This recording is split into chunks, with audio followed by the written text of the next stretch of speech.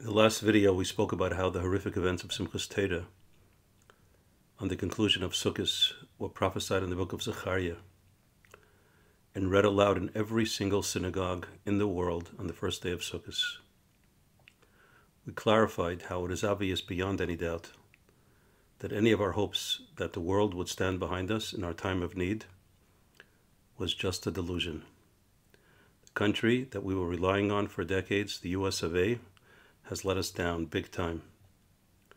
And it's not the first time, but it will be the last, because hopefully we are not so stupid to be fooled again by their empty words of sympathy while they pour hundreds of millions into resupplying Hamas, and they tie our hands from eradicating the subhuman, bloodthirsty Nazis of Gaza, or even getting back our hostages being held by these wild, sadistic Amalekites. Our reliance on the world for our protection is over. Full stop. Anybody whose head is not buried in the sand will surely realize now that the only one who will ever protect us is Almighty God, our Father in heaven. And this realization itself is very comforting and redeeming. We showed how Zechariah clearly predicted the betrayal of the entire world and their insane embrace of our sworn enemies, the monsters of Gaza, who hate them almost as much as they hate us.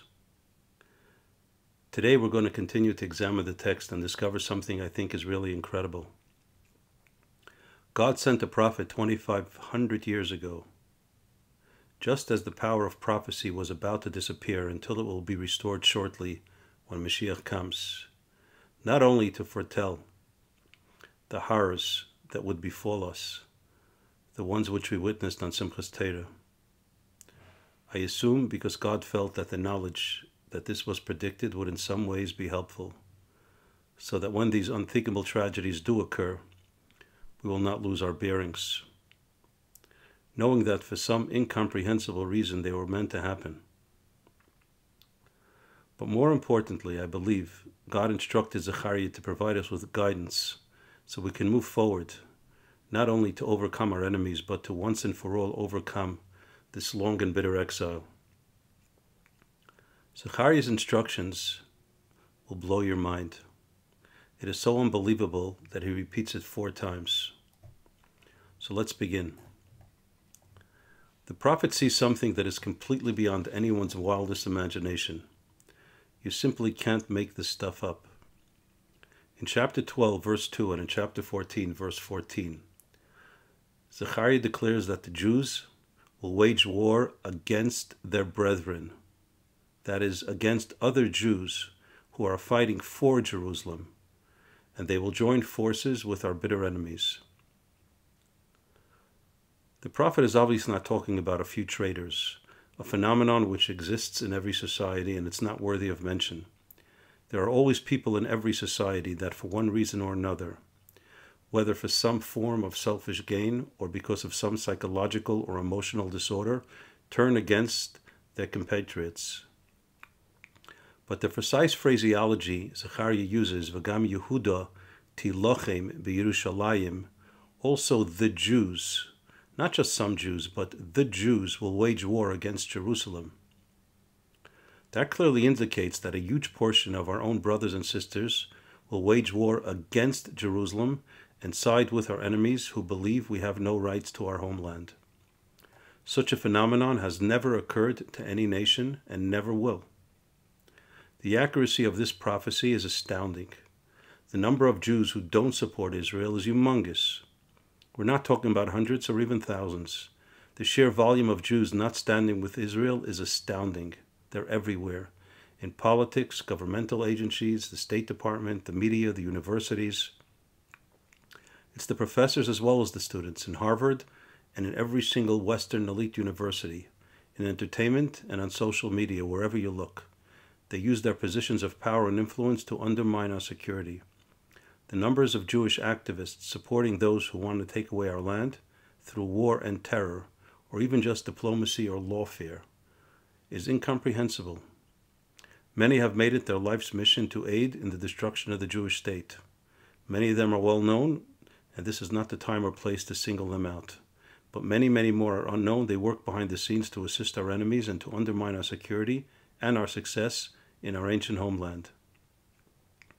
Besides the thousands upon thousands of Jews actively involved in the war against us, there are millions who are assisting our enemies, obviously inadvertently and unintentionally, but just by casting their votes for the Democratic Party, now completely under the control of the anti-Israel caucus. The majority of Jews in America will continue to vote for Biden, the guy who funneled well over $1 billion to the PLO and to Hamas, and who through his easement of sanctions brought over $100 billion into the coffers of the bloodthirsty Jew-hating Islamic Nazis who rule Iran, and who continue to scream at the top of their lungs how they plan to annihilate the state of Israel. By the way, this is in addition to the $100 billion Biden's Israel-hating buddy Hussein Obama funneled during his term. Who is Blinken trying to fool with the ridiculous statement that there is no evidence that Iran was involved in the Simchas Torah massacre? Anybody who knows anything knows that Hezbollah and Lebanon, which receives hundreds of millions from the U.S., and Iran, those three, Hezbollah, Lebanon, and Iran, are one in the same, and that Hamas is funded, trained, armed, and supported by Iran. 70% of their budget comes from Iran, with the additional 30% coming from Qatar. Qatar is a vicious Jew-hating country where America decided to build its biggest base in the Middle East, and which the U.S. has officially designated as a major non-NATO ally. And it is where the dumb and brainwashed world flocked to watch the World Cup last year, including thousands of clueless Jews. Why in the world would the majority of Jews in America support the party which is doing everything in its power to enhance the power of Iran and to facilitate its development of nuclear weapons, with which they vow to annihilate the state of Israel? Trump was certainly the most pro-Israel president ever to sit in the Oval Office. And if DeSantis would get elected, he too would be very good for Israel. But millions and millions of Jewish Americans will not vote for them, even over the dead bodies of Jews who the Democrats abandoned. Trump and DeSantis were not hesitant to state the obvious truth, that this is not just a war against Hamas, it's a war against all the despicable Arabs and Muslims who share the same ugly ideology. And there are hundreds of millions of them. But even more unbelievable is that the phenomena Zechariah predicted about the Jews against Israel is even more painful, way, way more painful. Because the precise phraseology, V'gam Yehuda tilochim b'Yerushalayim, also the Jews, not just many, many Jews, but the Jews, tells me that this is actually the official Jewish policy, to fight against Jerusalem. How can that be? The following is very painful and not suitable for all audiences. Please use discretion. I urge you not to shut off this video until you hear the conclusion, because you will misunderstand the entire purpose of why I'm relating this to you. The terribly distressing reality is that the war of the Jews against Jerusalem was actually assisted by the political leaders of the State of Israel, as well as many of the military elites throughout the 75-year history of the secular State of Israel. They have all repeatedly displayed incredible weakness and stupidity in handling the war against Jerusalem and the State of Israel. All 14 prime ministers have displayed such inconceivable levels of imbecility, which emboldened our enemies to continue and accelerate the war against Jerusalem. The process was started by Ben-Gurion, who agreed to the insane idea advanced by the British and then the UN, that we should establish an indefensible tiny Jewish state and allow our Islamic enemies to establish a sovereign state right next door to us, in the very heartland of our Holy Land, including the entire Yehuda and Shomron. He was ready to give up our most sacred sites, Hebron and Yerushalayim. Hebron, where the Ma'aras HaMachpelah, the tomb of our forefathers, Avraham, Yitzhak, and Yaakov, is located. These are the incredible men and women who are the very fount of our existence and the source of our irreversible and irrevocable rights to Eretz Yisrael, which is based on God's promise and oath to them, repeated over and over in the Bible. Ben-Gurion was also agreeable to forsake the crown jewel of our land and the holiest place on earth, Yerushalayim Ir HaKodesh, the holy city of Jerusalem with the Temple Mount as its spiritual epicenter. Which nation would agree to such a crazy thing? No one. And the Muslims heard this message loud and clear. The Jews do not believe in their own cause, and they will easily buckle under diplomatic pressure, or the fear of war, or the horrors of indiscriminate terror against men, women, and children. This message was deeply ingrained in the psyche of the entire world, especially in the minds and hearts of our Islamic enemies.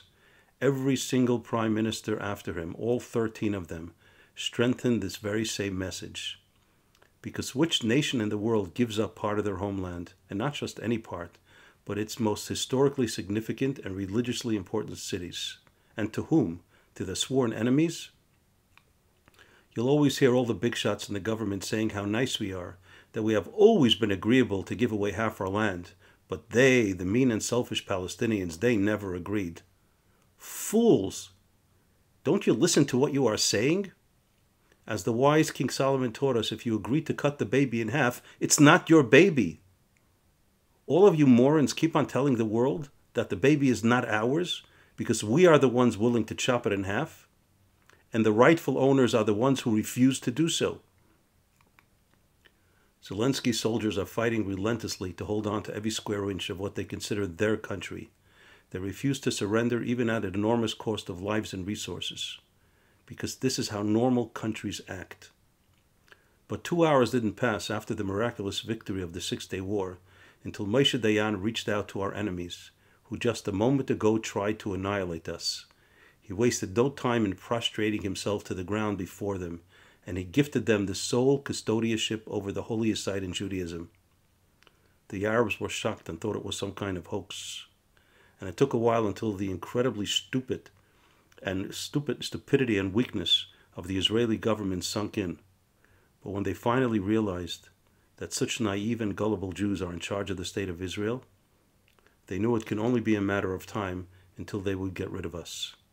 Levi Eshkol's government sent a delegation to America the day after the war, stating their desire to give up the historical heartland of Eretz Yisrael, which we paid for dearly with the blood of so many of our brave young soldiers. He was ready to give it all up in return for a stupid, worthless piece of paper on which our Arab Islamic enemies, who don't know how to say the truth if their life depended on it, would promise not to wage another war. What message do you think the Americans and our Islamic enemies understood from that proposal? Now is not the time to go through the painful list of one mistake after another which cost us so many precious lives. It would probably take over 10 hours. But nothing tops the weakness of the current Prime Minister, who during his 15-year tenure observed and even facilitated the growth of Hamas and Hezbollah, from a small terrorist group into a formidable army with a massive arsenal of deadly missiles that can cause enormous harm and death to the Jews of Israel. He allowed and even assisted in the transfer of billions into the coffers of the PLO and Hamas, under the ridiculously moronic assumption that we can appease these subhuman beasts by financing their terror machine. This world-renowned authority on how to fight terrorism, who authored 3 books on the subject, Mr. Security himself did not have a clue what he was doing, and he possessed zero understanding of what goes on in the minds and hearts of the Islamic Nazis surrounding us. He believed that forging economic ties with tiny unknown nations in Africa is more important than ensuring that our sworn enemies, residing in our very backyard, to the east and to the north, do not acquire the means with which to destroy us. Furthermore, he single-handedly and thoroughly destroyed any possibility that we can actually wipe out our enemies and bring security to the Jews of Israel without the entire world ganging up on us. As a diplomat, he surely understood that in today's world, controlling the narrative is crucial. It is not just about PR, but it's actually a matter of life and death. Dangerous criminals were destroying cities across America in the summer of 2020, killing and pillaging and causing billions in damage with absolutely no consequences because the narrative was on their side. The left-dominated media declared that the riots were peaceful, so that became the narrative. Reality didn't matter. In any case, all of the Americans deserved it because one black criminal was accidentally killed by one ruthless white cop. Why did every white person in America deserve to pay for one cop's recklessness? Why? Because the narrative said so. Bibi's continuous affirmation that he, in principle, is agreeable to a two-state solution, that insane declaration made several times to the whole world, that set in stone this ridiculous, suicidal, final solution to the point that he totally eradicated the possibility that any future prime minister can change this narrative. The two-state suicidal moronic solution used to be an issue between the right and the left, but Bibi presented himself as the leader over the majority of Israelis who are either on the right or lean to the right. So he transformed the two-state lunacy into a bipartisan Israeli position. He made it clear to all the Muslims and the Christians that the official position of the government in Israel is that the Jews do not have a God-given right to the land of Israel, and that Jerusalem is subject to negotiations. Because if he believed that God indeed gave us the land, the whole land, which mortal would have the chutzpah to throw half of it back in God's face? He thus emboldened our enemies to keep fighting until they succeed in pushing the people who don't believe they belong here into the sea. Furthermore, he repeated thousands of times throughout his tenure that he has nothing against the innocent Palestinians, and that most of them are decent people who just want to work hard and take care of their families. In fact, the whole crazy idea of two states is predicated on the notion that the overwhelming majority of the so-called Palestinians are good, peace-loving people who, once they have a state, will pose no threat to us. He knew this was a blatant lie. What in the world motivated this man to drill this lie into the minds of the entire Western world until it became impossible to uproot? And thanks to him, we are now in a situation that even if we can succeed in totally annihilating every one of the 50,000 monsters of Hamas and their leaders, which is highly unlikely, and furthermore, it's not worth the tragic loss of even one single Israeli soldier, because it won't even take 2 years until they are reborn under a new name. Bibi's innocent civilians can miraculously produce tens of thousands of new bloodthirsty monsters practically overnight.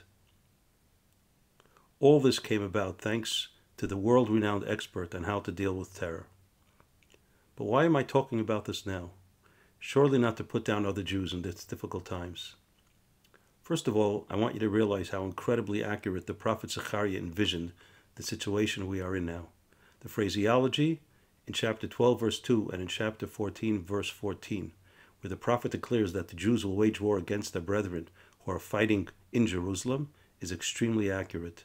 He says Yehuda in the singular, translated as the Jews, not just some Jews, not even many.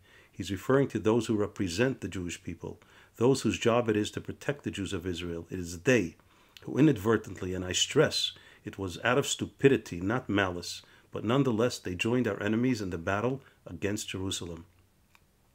But more importantly, and this is the crux of this video, this is what I want to share with you.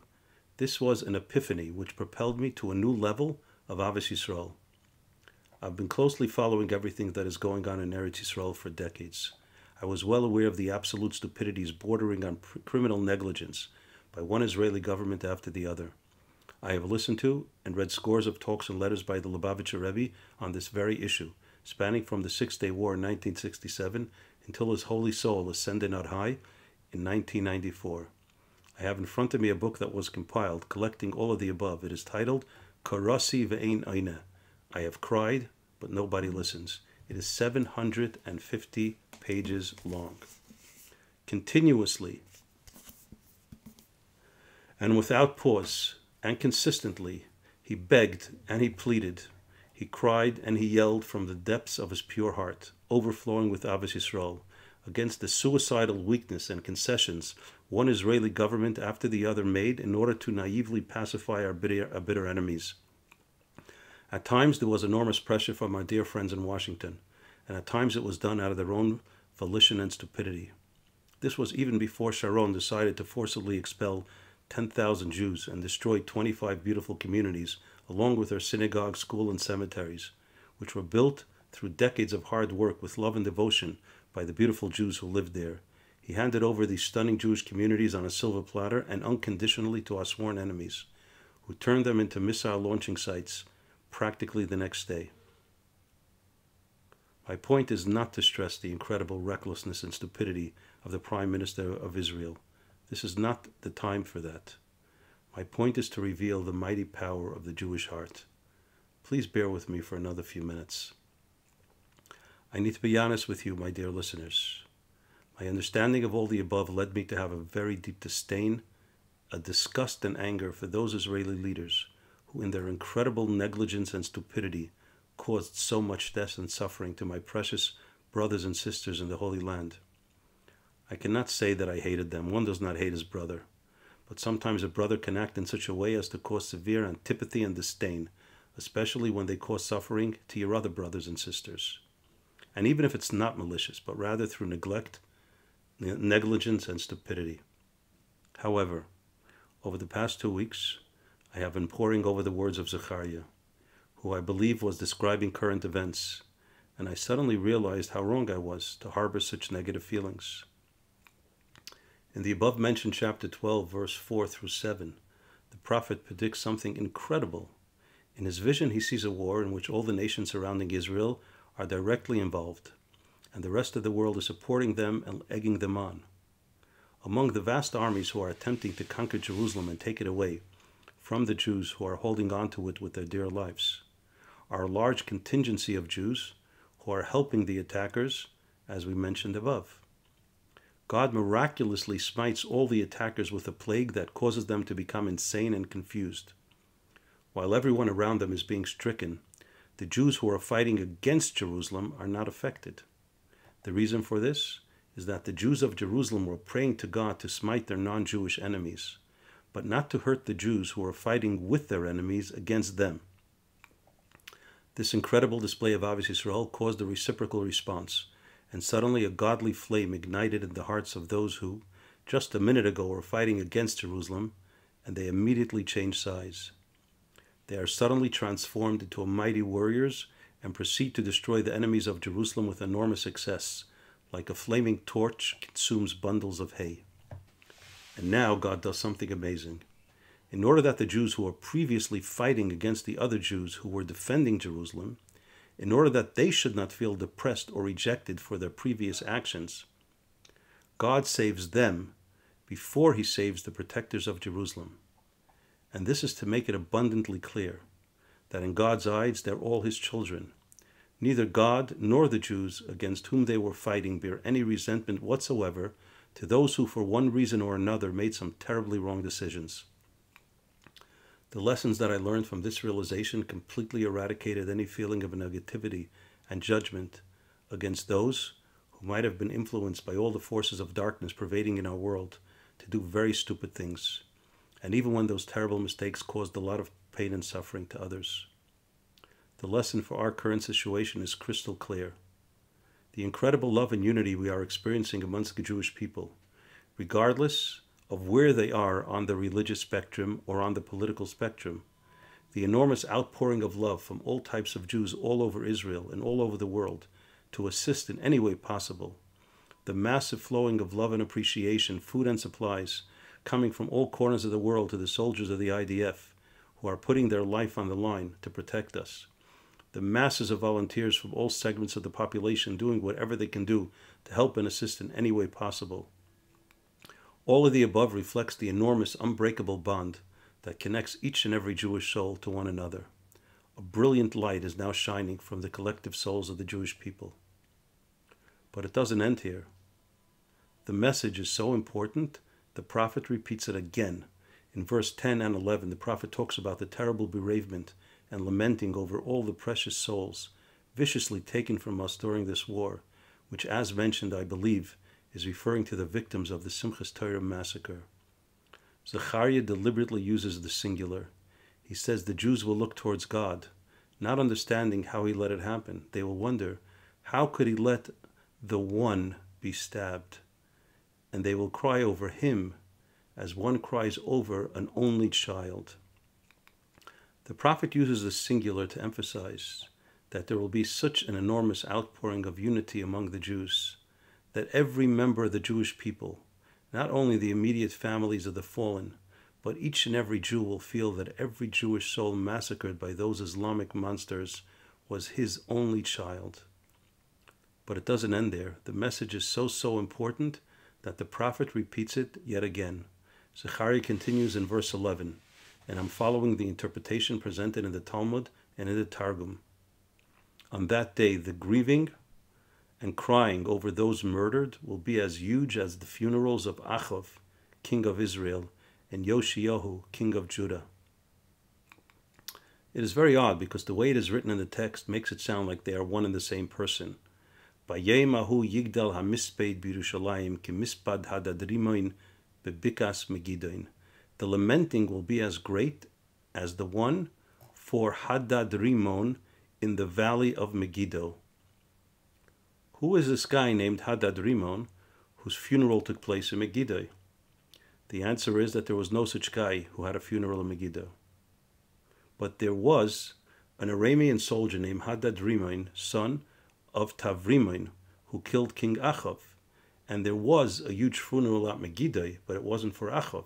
It was for King Yoshiyahu.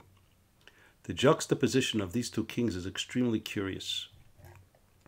In the biblical book of Melachim, Kings 1, chapter 21, verse 25, we are told that there had never been anyone as bad as Achav, who sold himself out to do what was evil in the eyes of God because of Jezebel, his wife. He became very depraved and worshipped idols. Regarding King Yoshiyahu, we are told that he was Achav's polar opposite. In Kings 2, chapter 23, verse 25, we read, "Before him there had never been a king like him, to return to God with all his heart and all his soul and with all his resources, and according to with the entire Torah of Moses, and after him no one arose like him." Irrespective of the diametrically opposite positions of these two kings on the religious spectrum, Zechariah not only puts Achav and Yoshiyahu on equal footing, he actually merges them into one single entity. This is an absolutely incredible depiction of what the Jews are experiencing now. Suddenly, Jews that were fighting each other for the better part of a year are embracing with unconditional love. Suddenly, all differentiation between religious and secular, right and left, and all the other numerous labels are completely melting away. If you think about it, it's really crazy. Zechariah talks about Jews who are traitors and are fighting a deadly war against their brethren protecting Jerusalem. In which country do people forgive traitors and embrace them? Would Americans forgive an American citizen who was a traitor during wartime and would assist our enemies to destroy us?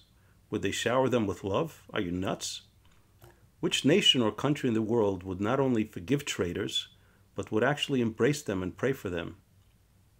If you think a bit further, the Jews are also crazy for embracing God. There is enormous desire amongst Jews, whose lives until this point was not particularly religious, to embrace Judaism and to embrace God. Thousands upon thousands of soldiers who consider themselves secular are now wearing tzitzis and tefillin. Thousands upon thousands of women who never did so before are lighting Shabbat candles. Why are we embracing God if He allowed this terrible tragedy to happen? None of this makes any sense until you really understand the secret of what it means to be Jewish. The Jews are not just a unified family. We're not just brothers and sisters, and we're not just God's children. The Jewish people, in the very core of their being, actually share one indivisible soul. We're not one people. We're one person. Your hand will never be upset at your foot. Even if your foot trips on a rock and you fall and break your hand will not blame your foot or be upset at it. The single soul shared by all Jews is also shared by God. Therefore, as much as we don't understand God, as much as we don't understand how He lets the righteous suffer, at the end of the day we realize that we can never tear ourselves away from Him, because He and we are one and the same. It is clear from all the above that the job of Satan is over. Judaism thoroughly rejects the Christian idea that Satan has any independent existence. Satan was created by God for a purpose, to make things difficult for us in order that we should overcome them and become better people through enduring difficult times and struggles. Satan has tried from day one to tear us away from God and to tear us away from one another. That's his job, and he's very good at it. In fact, the Talmud says that discord among Jews is even worse than ignoring God and has more severe consequences.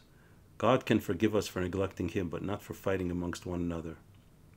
Discord has always been a huge challenge for the Jewish people. It is the primary cause, our sages tell us, that the Second Temple was destroyed. What the Jewish people have displayed during this difficult time in the Holy Land clearly and unequivocally shows us that we have overcome this terrible stain. And we have clearly shown to God the true colors of our hearts, which is overflowing with love and unconditional unity with one another. The stain which caused destruction of the Second Temple has been repaired, and we are now ready to welcome Mashiach, who will rebuild the temple in such a glorious way that will outshine the previous two temples. It will be an eternal edifice that will shine a brilliant light to all four corners of the world and inspire all mankind towards true unity and selfless devotion to one another and to our Father in heaven. We must keep this unity going further. We must never ever harbor any negative feelings towards another Jew. We must never judge another Jew. We can argue and debate about issues day and night, but we can never ever make it personal. Our strength is in our unity. Baruchenu Avinu Kulanu Ke'echad. Any crack in this unity makes us extremely vulnerable to our enemies. Please don't bore a hole in your cabin, because we are all on the same ship. Negative feelings towards any other Jew is a hole in the collective souls of all Jews, and a breach in the wall of protection that God surrounds us with. Those who were viciously murdered during the Simchas Torah massacre are Kedoshim U'Tahirim. They are the holiest of holy. Their souls have ascended to the highest possible levels any Jew can ever attain. They joined the multitudes of Jews throughout the generations who were killed al Kiddush Hashem, sanctifying the name of God. They don't need our help. But for all those who are badly injured, for the sake of all those who are suffering in anguish over the loss of loved ones, and over the loved ones who are being held in captivity, we need to do everything that is humanly possible, and even beyond that, to draw down God's compassion and healing, and to bring about their return to their families. And there is nothing in the world that is more powerful to achieve this goal than our boundless and unconditional love for one another. May we witness Yeshuas Hashem Keheref Ayin, the salvation of God in the blink of an eye.